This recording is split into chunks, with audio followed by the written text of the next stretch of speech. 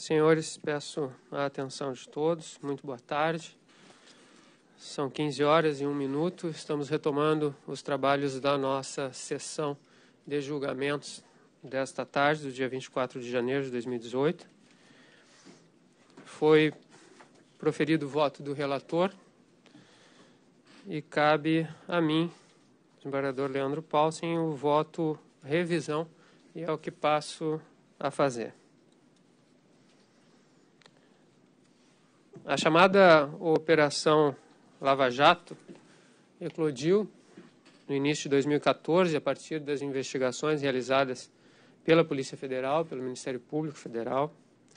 Iniciou com foco nas atividades de lavagem de dinheiro do operador financeiro Alberto Youssef, sediado em Londrina, já conhecido das autoridades por ter cometido crimes desvendados em operação anterior relacionada ao Banestado. Aliás, esta é a razão inicial da fixação da competência naquela seção judiciária de Curitiba, na vara especializada. O primeiro dos fatos investigados nessa operação envolvia a lavagem de dinheiro através de um posto de venda de combustíveis, razão pela qual se deu o nome de Operação Lava Jato. Mas logo se estendeu as atividades desse operador junto a servidores e a empresas vinculadas à petrolífera brasileira Petrobras, desvendando amplo e sistêmico esquema de corrupção envolvendo o governo federal. Em processo relacionado a essa operação, o saudoso ministro Teori Zavascki, em determinada oportunidade, disse que puxa-se uma pena e vem uma galinha, referindo-se à extensão que essa operação foi tomando. No início não se tinha a ideia, de onde se chegaria. De modo que fosse viabilizado o trabalho da força-tarefa responsável pelas investigações, elas foram subdivididas, os senhores sabem, em diversos inquéritos, deram origem a inúmeras ações penais.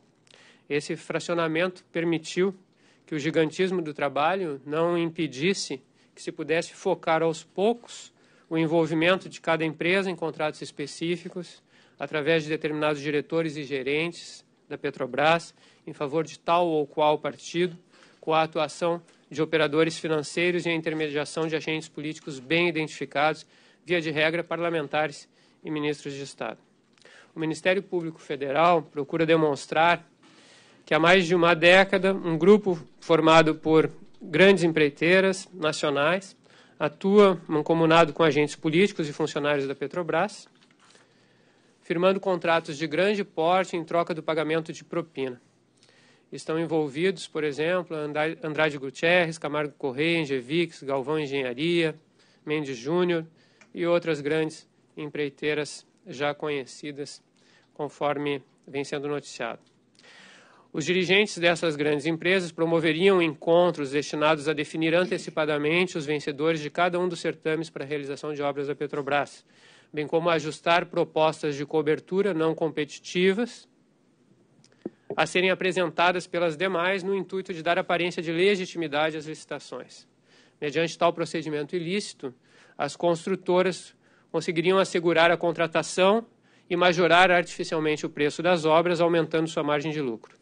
Essa prática das empreiteiras, e me refiro ainda à descrição feita pelo Ministério Público, seria cobertada por dirigentes da Petrobras, nomeados e mantidos nos cargos justamente para que percentual desses contratos retornasse na forma de propina aos partidos políticos e às pessoas a eles vinculadas, dando lastro financeiro às atividades partidárias, assegurando apoio ao governo e enriquecendo os corruptos.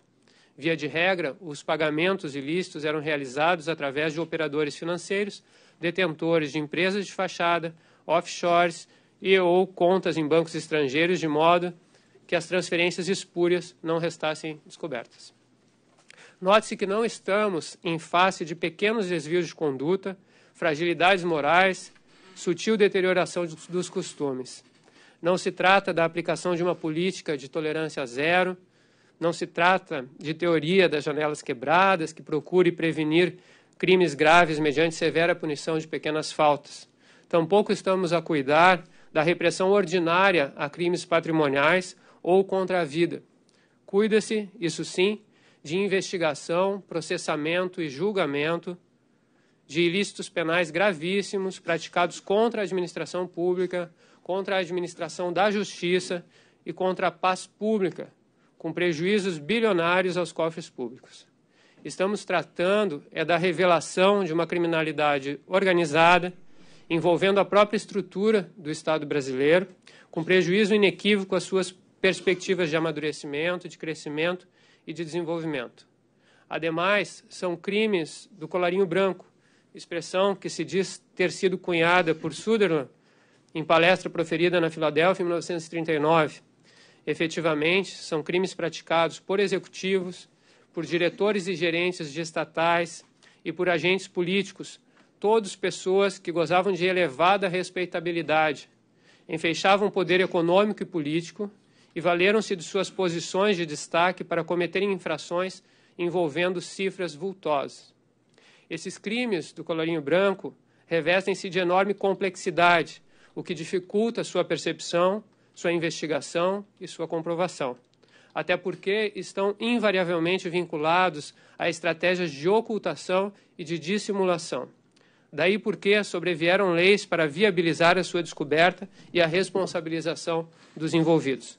No Brasil, o combate à corrupção e ao crime organizado ganhou empuxo nos últimos anos, sim, inclusive anos dos governos do Partido dos Trabalhadores, fruto da promulgação de diversos diplomas legais que propiciaram o amadurecimento do sistema jurídico brasileiro. Alguns tiveram origem na iniciativa popular, outros harmonizaram a legislação brasileira com o que já vinha sendo feito a Iures, forte em tratados internacionais de combate ao crime organizado. Em 2003, o Brasil assinou a Convenção das Nações Unidas contra a Corrupção, que, ratificada em 2005, restou promulgada pelo próprio réu Luiz Inácio Lula da Silva, através do Decreto 5.687 de 2006. A Lei Complementar 135 de 2010, Lei da Ficha Limpa, foi também por ele mesmo sancionada quando presidente da República. A Lei 12.683 de 2012 alterou a lei sobre lavagem de dinheiro, suprimindo o rol dos crimes antecedentes e ampliando, portanto, a abrangência desse tipo penal. A Lei 12.846 de 2013, por sua vez, chamada Lei Anticorrupção, dispôs sobre a responsabilização administrativa e civil de pessoas jurídicas pela prática de atos contra a administração pública, trazendo a importante figura do compliance. Por fim, o Instituto da Colaboração Premiada, que vem tendo bastante efetividade ao longo da Operação Lava Jato, surgiu com a Lei 12.850, de 2013, que também criminalizou a participação em organização criminosa. Tal qual ocorreu com o presidente americano Richard Nixon, envolvido no caso Watergate, cujas investigações se viabilizaram com a aplicação de leis que ampliaram as possibilidades de investigação criminal por ele próprio promulgadas, agora vemos um presidente se deparar com as acusações baseadas em leis que sobrevieram durante os governos do seu partido. Mas a lei é para todos. Até o momento, a par das centenas de incidentes processuais e de habeas corpus já julgados relacionados a essa operação, este tribunal julgou 23 apelações, conjunto de apelações contra sentenças dessa Operação Lava Jato. Eu faço o histórico dessas apelações e sigo. Agora são trazidas a julgamento as apelações relativas à 24ª ação penal, que tem a sua sentença submetida à revisão por este tribunal.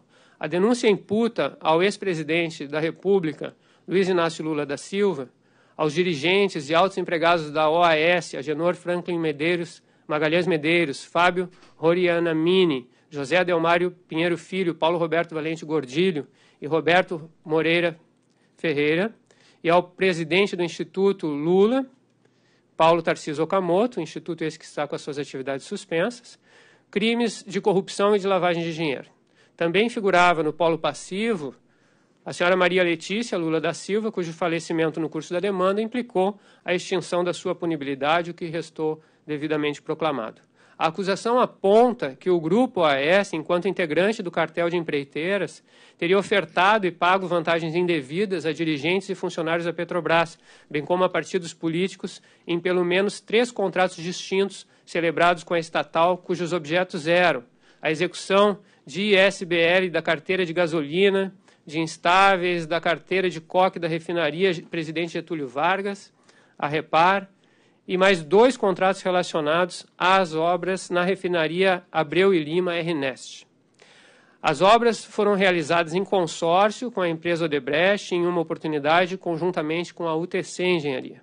O total de propina paga pelos dirigentes da OAS totalizaria uma quantia de 87 milhões de reais. Os valores parecem alarmantes, mas mais significativos ainda são os valores desses contratos. Eram contratos bilionários, contratos na ordem de 3 bilhões de reais, de 1,5 bilhão de reais, ou seja, contratos efetivamente grandes, só possíveis no âmbito de uma empresa da envergadura da Petrobras. O Ministério Público Federal afirma que 1/3 desse valor foi disponibilizado ao Partido dos Trabalhadores nos moldes de uma conta corrente de propinas. O ex-presidente da República é denunciado por ter concorrido para esses atos de corrupção ao se situar no vértice do esquema criminoso, viabilizando-o e lhe dando sustentação, ao nomear e assegurar no cargo diretores da Petrobras, sabendo que lhe caberia irrigar com dinheiro produto da propina as finanças do próprio Partido dos Trabalhadores e de outros partidos da base aliada, visando a governabilidade corrompida, como diz o Ministério Público, e sua perpetuação criminosa no poder através do financiamento de campanhas eleitorais nos mais diversos níveis, além do enriquecimento ilícito dos envolvidos. Assim, são imputados a José Adelmário Pinheiro Filho e a Agenor Franklin Magalhães Medeiros 9 crimes de corrupção ativa, porquanto teriam corrompido por 3 vezes Paulo Roberto Costa, Renato Duque e o próprio Luiz Inácio Lula da Silva, no âmbito do que era destinado ao Partido dos Trabalhadores. Foi imputado a Luiz Inácio Lula da Silva 3 crimes de corrupção passiva, 1 relativo a cada contrato, sendo que 2 da RNEST e 1 da Repar. Mas este é o primeiro capítulo da denúncia. Também é apontado na denúncia o cometimento de outros 4 crimes de corrupção por Luiz Inácio Lula da Silva, ao ter recebido da OAS, ele próprio, desta feita, vantagens na ordem de R$ 3.738.738 por conta dos valores anteriormente referidos, como da conta corrente de propinas destinadas ao Partido dos Trabalhadores.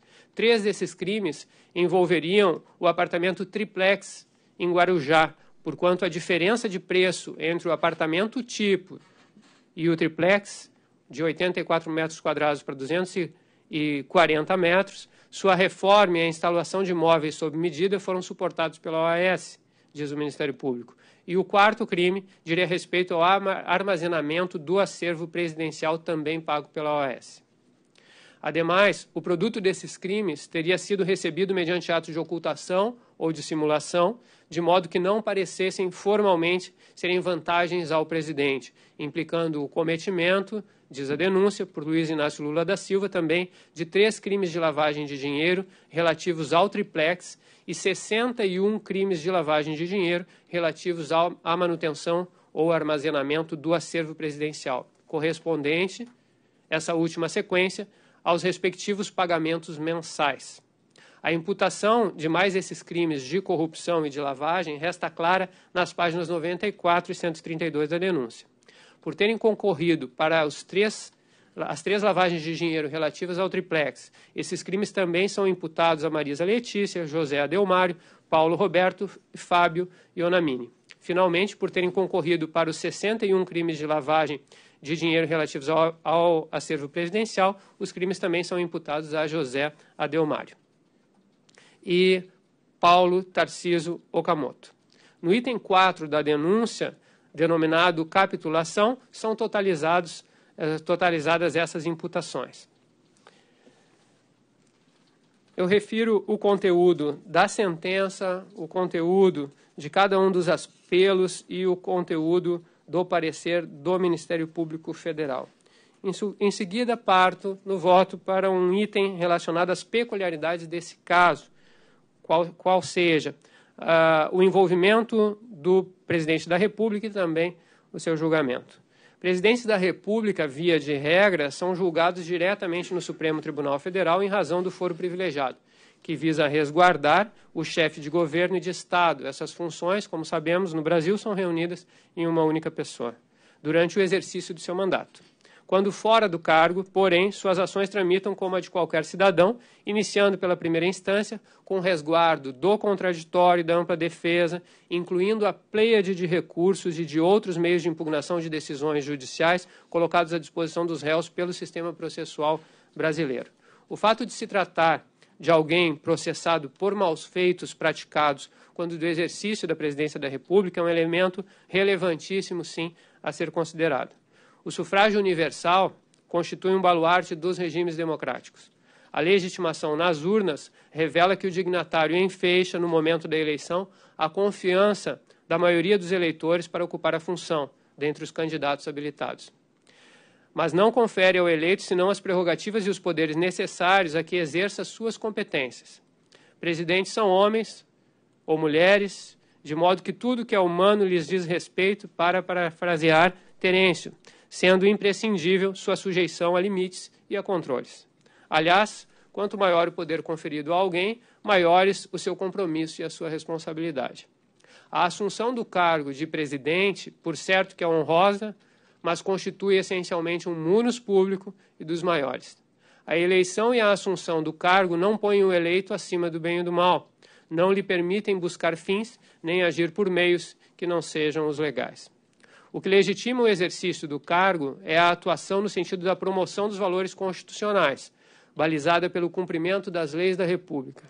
Aires Brito, em seu discurso de posse no Supremo Tribunal Federal, assim se pronunciou com acerto. Não basta aos parlamentares, aos chefes de executivo, a legitimidade pela investidura. É preciso ainda a legitimidade pelo exercício, somente obtida se eles, membros do poder, partindo da vitalização dos explícitos fundamentos da República, soberania, cidadania, dignidade da pessoa humana, valores sociais do trabalho e da livre iniciativa, pluralismo político, venham a concretizar os objetivos também explicitamente adjetivados de fundamentais desse mesmo Estado republicano. Construir uma sociedade livre, justa e solidária, garantir o desenvolvimento nacional, erradicar a pobreza e a marginalização, a maior de todas as políticas públicas, e reduzir as desigualdades regionais e sociais, promover o bem de todos, sem preconceitos de qualquer natureza. Efetivamente, digo eu, o proceder no exercício do cargo deve estar à altura do seu significado e da sua dimensão.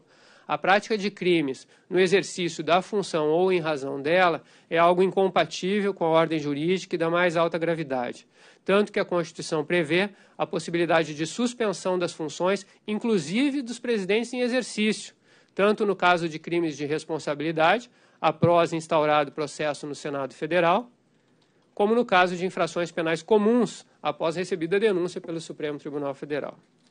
A imputação de crimes praticados mediante o uso do poder inerente ao cargo de presidente da República, por estar ao lado da chefia dos demais poderes, ao lado, dentre os maiores cargos da República, é estarrecedora. Isso porque se espera de quem assume tal cargo uma conduta correta, um exemplo, uma postura de servir ao país e não de servir-se deste.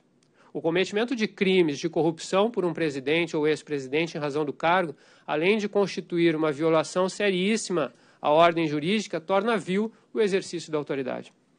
Submeter a conduta de um presidente ao crivo da censura penal torna presente o que bem destacou o magistrado de primeira instância ao finalizar sua sentença. Não importa o quão alto você esteja, a lei ainda está acima de você. Nesta ação penal, não estão em questão fatalidades do destino, e sim condutas que impliquem na posição do Ministério Público, que implicam grave violação a bens jurídicos tutelados pelas normas penais.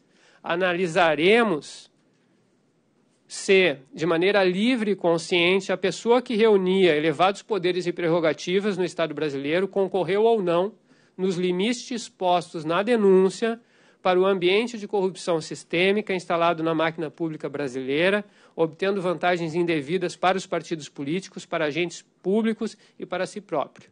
Em caso positivo, será responsabilizado. Em caso negativo, advirá um acórdão absolutório exculpando o acusado ou dizendo da ausência de provas suficientes para uma condenação segura. Acusar um presidente ou ex-presidente da República exige, por isso, extrema convicção por parte do Ministério Público e enorme responsabilidade.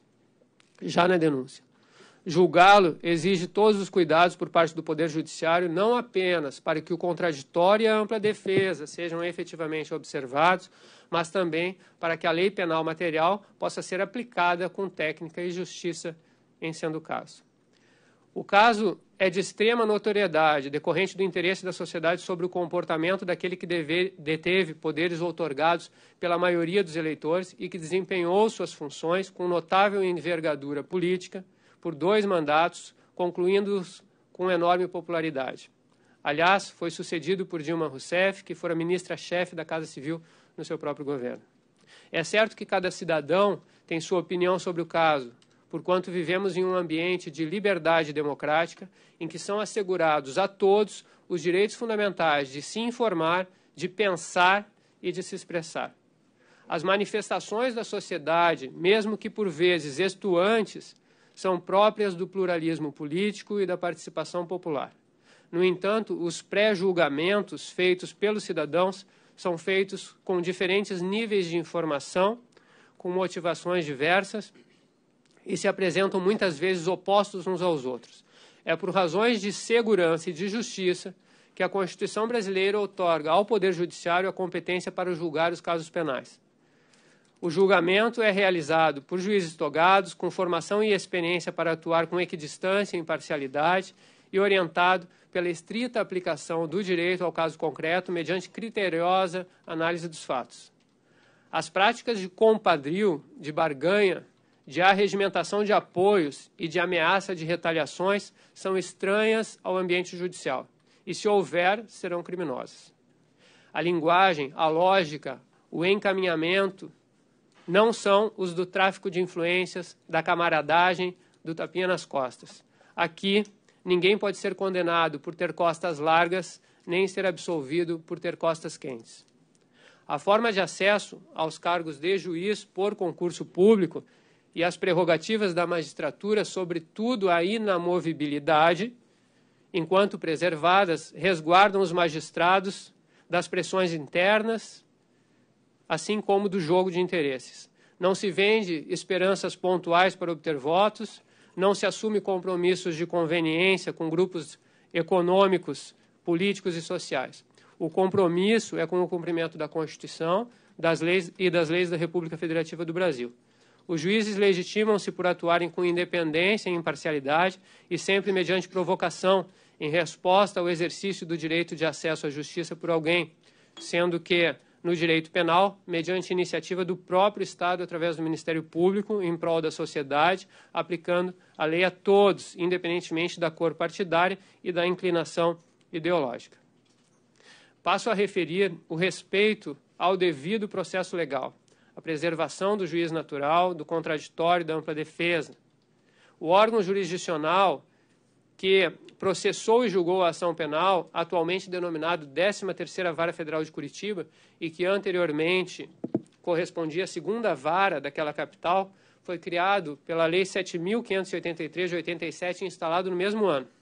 A especialização daquela vara no estado do Paraná em crimes contra o sistema financeiro, e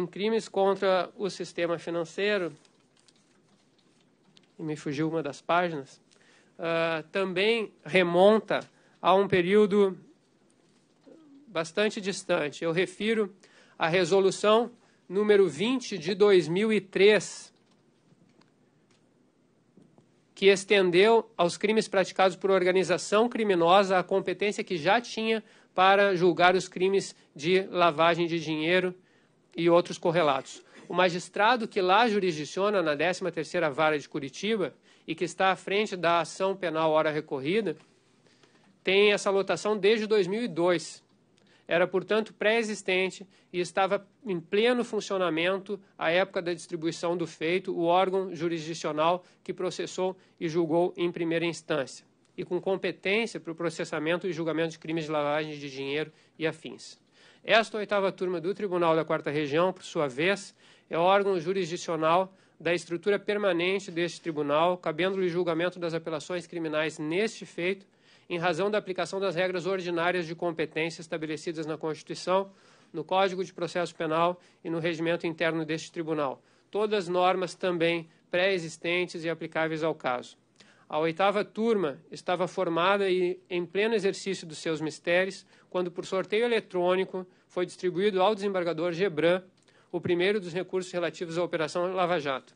Lembre-se que o desembargador Laus está na 8ª turma desde 2003 e que o desembargador Gebran e este revisor compõem esta turma desde 2013, sendo que os primeiros processos da Operação Lava Jato foram distribuídos em 2014.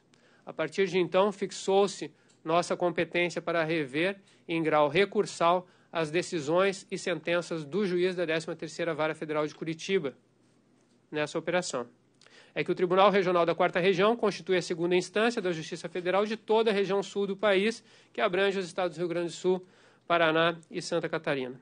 Os réus, desde a vinculação dos seus nomes às investigações, vêm suscitando questões relativas ao inquérito policial, à rigidez da denúncia, ao seu recebimento e à instrução da ação penal mediante vias processuais das mais variadas. Sempre gozaram de largo e expedito acesso à justiça. Para que se tenha uma ideia, vinculados a essa ação penal, há 108 habeas corpus, 7 mandados de segurança, 7 recursos em sentido estrito, 8 agravos, 3 petições, 20 exceções de suspeição e 4 correições parciais, além de inúmeras exceções de incompetência e pedidos de restituição de bens.